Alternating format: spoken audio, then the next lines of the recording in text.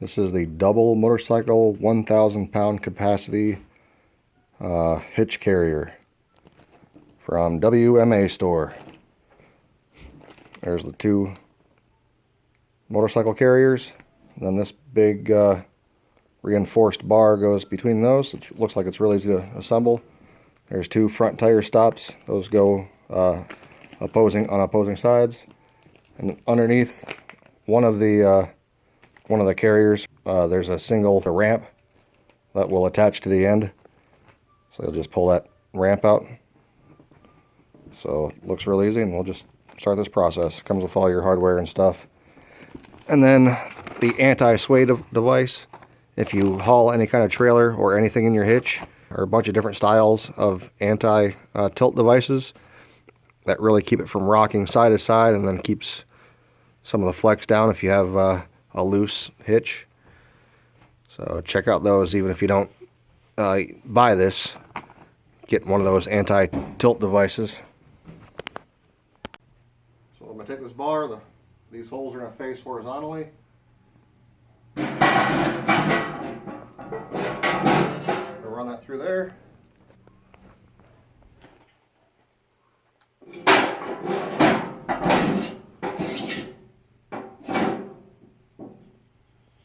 Pretty much it right there. I have both of these.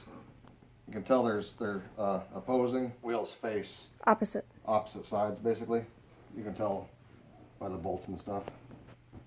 Alright, in your nuts and bolts and stuff, there's going to be one huge bolt. That's going to go farthest from the vehicle, so opposite of where it inserts into your hitch. Then the other one will not get that bolt because it's going my dog's over here watching me. This won't get the bolt because it's going to be able to slide back and forth to make that'll be adjustable. And throw your washer and then lock nut and lock washer on.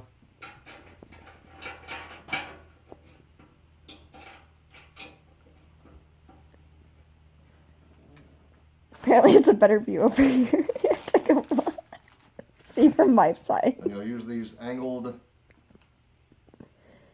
bolts here. That will go in just like this. I'll throw some thread lock on that. So Autumn just put in the 4 M10 bolts. Those will secure these tie downs right here. So you'll pull these apart. You'll have a smaller side and a larger side.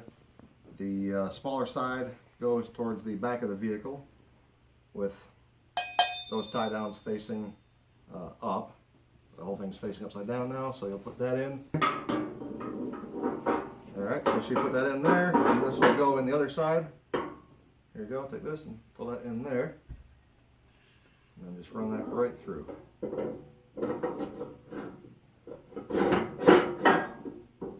Those will slide together.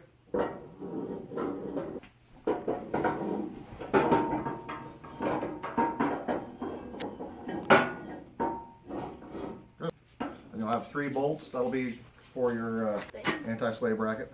So then we'll tip this, flip this over, and put the front wheel chocks on, basically.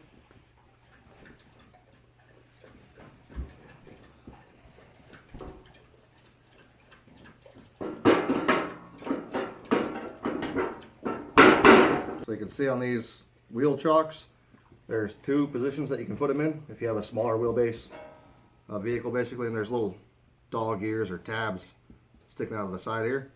And you'll just set it down there, and then those will lock in, those tabs. So you'll put it in there, give it a little hit, and then slide it back that way, and then you'll put your bolt in there, and you can see how so both of your front tires will face the opposite direction, balancing out your load better. So you'll get 2 of those bolts right there, and you'll feed it through the top, and then use your nut and washer on the underside of it. That'll hold in your wheel chock. Take that and run that through first.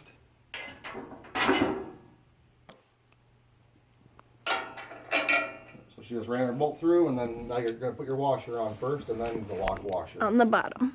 So put the washer on first, and then the one that's broken, basically. Alright, so you'll get 3 of these pins here, and 2 of them will be used to secure these tie downs. So basically you'll just run it through that hole right there.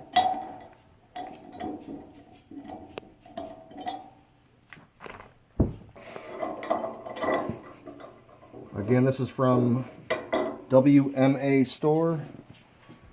They put their number and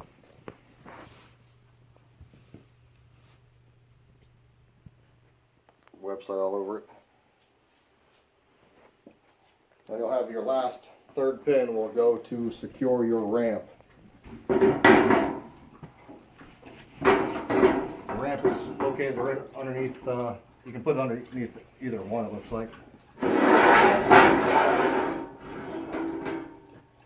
But it'll have these little nubs on the end, then you'll just lock that in to these holes that are located right there. And those holes are on both sides. Oh, nice. And then to store it, just going to run it back in backwards. And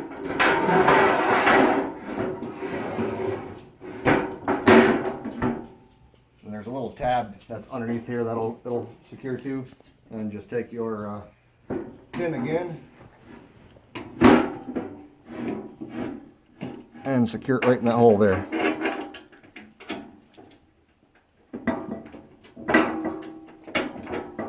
And that will not come out. That's about it. And we'll go through and tighten everything down. It weighs a lot. It's pretty heavy duty. For your specific needs, you might want to modify a couple things on it. There is a made in China sticker on there, so take that or leave it. Take it for what it's worth. It's a good base. It was a decent price, so the materials alone were worth it, seems like. And then we'll go through and make some personal modifications that we like to do for stuff like this, just to have some peace of mind. Thanks for watching, though. Alright, so real quick, from the little crease in that chalk down there to the end, it is roughly 70 inches. Roughly 70 inches on that. We should have plenty of room for a KTM. KTM's a pretty good sized bike, so I think a lot of stuff will fit this. They say it's 500 pounds per side. So they say it can hold up to 1,000 pounds. So I'm not going to put 1,000 pounds on it, but we're going to let you know if this thing breaks, that's for sure. Next time you see it, well, it'll be on the back of a motorhome. Okay, we're making this lion's head or lion's mane mushrooms that we found at the farmer's market yesterday. I haven't had a whole bunch of these, but these look pretty good. We're going to toss them in some, a little bit of salt and pepper, olive oil, and some Old Bay. Then we're going to fry it up. That's about it. We're going to pair these up with some veggies. So it's going to be good. A little garlic. Pull them apart a little bit.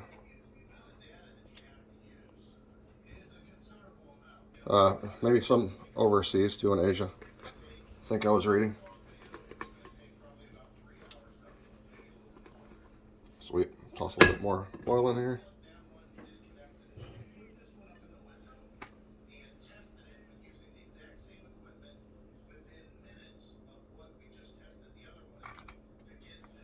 Probably can't have enough. Probably can't have too much olive oil. Throw some more seasoning on there. I always like probably too much seasoning. More Old Bay.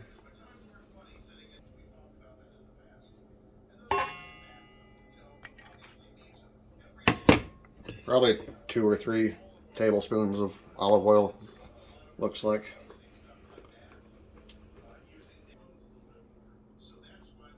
Good. A medium high heat.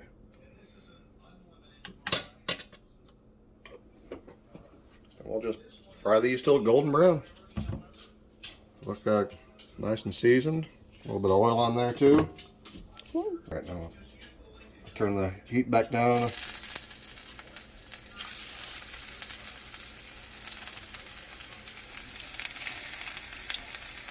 are gonna be good. Smells like seafood. It does. It's weird. Like shrimp or crab or something. Yeah. Good. All day, man. Smells great.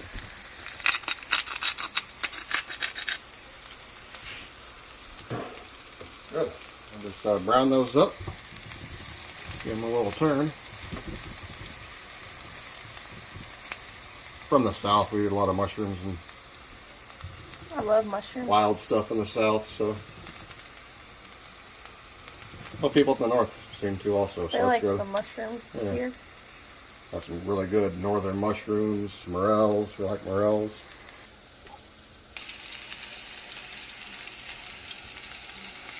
I'm just getting these turned over here. Getting a little brown on them. I think if you like mushrooms, they'll probably turn out okay. Can't wait to try. I'll give that one to flip over around some of the gun.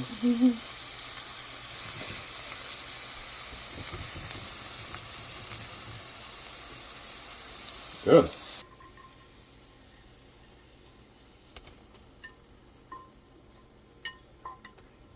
See why you don't want to make them too small, because they'll probably just disappear. Yes. Too tiny. So that's good.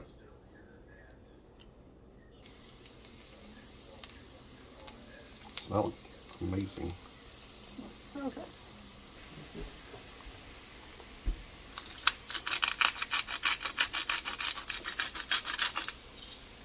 Like it like that. That's just garlic salt. I like it. Also wanted putting some garlic salt on there and some Parsley. Old Bay, some parsley.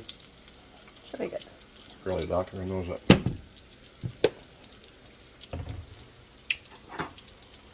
They're good. Just have a mild flavor and then just take on whatever flavor you add to it. Yeah, whatever seasoning. So cook it like you're cooking chicken or seafood or whatever, I guess. Steak. See how we're looking there.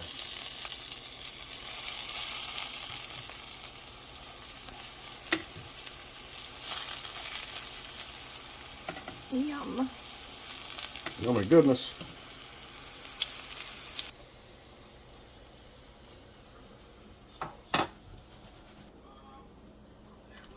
So you can see the color and texture difference there.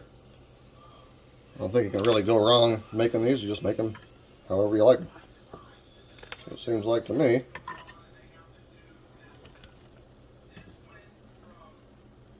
Looks good to me. Hey, buddy. Good, guys and gals, folks, thanks for watching and keeping up with us. Have a good day. Hey, watch, look at, it's like chicken, kind of. See that? So good.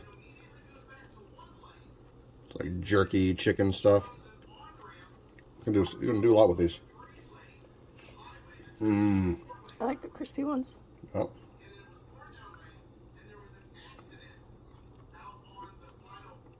Well, you couldn't tell the difference if you gave this to somebody and told them it was chicken. No. Or anything. They wouldn't think it was a mushroom. It's really good. Unless I got experience with mushrooms, but yeah, these are great. Hey, my name is Tony, and we're going to go over this